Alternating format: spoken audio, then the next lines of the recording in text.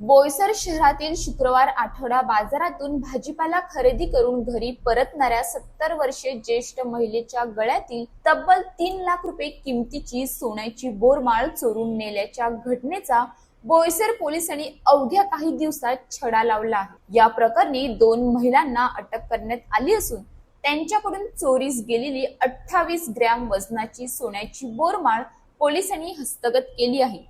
Siddhivinayak complex जी wing Boisar येथे राहणाऱ्या 70 वर्षीय गीता गणपत ठाकूर या 21 ऑगस्टला शुक्रवारी आठवडी बाजारात भाजीपाला खरेदी करण्यासाठी गेल्या होत्या। खरेदी करून त्या घरी परतत असताना अज्ञात चोरट्याने त्यांच्या गळ्यातील सोन्याची बोरमाळ चोरून नेली। चोरी झाल्याचे लक्षात आल्यानंतर त्यांनी बोईसर पोलीस ठाण्यात धाव घेत तक्रार दाखल केली।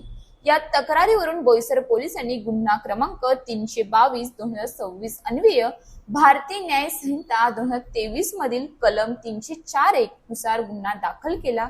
दिवसा बाजाराच्या गर्दीत ज्येष्ठ महिलेच्या गळ्यातील दागिना चोरीला गेल्याने पोलिसांसमोर आरोपींचा शोध घेण्याचे आव्हान होते। गुन्हा दाखल होताच पालघरचे पोलीस अधीक्षक यतीश देशमुख यांच्या मार्गदर्शनाखाली बोईसर पोलिसांचे विशेष पथक तयार करण्यात आले।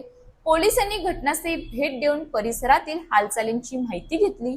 तसेच तांत्रिक विश्लेषण आणि गोपनीय माहितीच्या आधारे तपासाची चक्रे फिरवली। तपासादरम्यान पोलिसांना आरोपींबाबत महत्त्वाचे धागेदोरे मिळाले। त्यानुसार पोलिसांनी 47 वर्षीय रज्जाबाई मोहन हदगाळे उर्फ मांग गारुडी आणि 35 वर्षीय रेणुका संजय हदगाळे या दोन्ही महिलांना निष्पन्न केले। दोन्ही आरोपी सध्या गुजरात मधील सुरत येथील संजय नगर झोपडीत राहत असून त्यांचे मूळ गाव जळगाव जिल्ह्यातील पाचोरा तालुक्यातील शेवाळेवाडी असल्याचे पोलिसांनी सांगितले।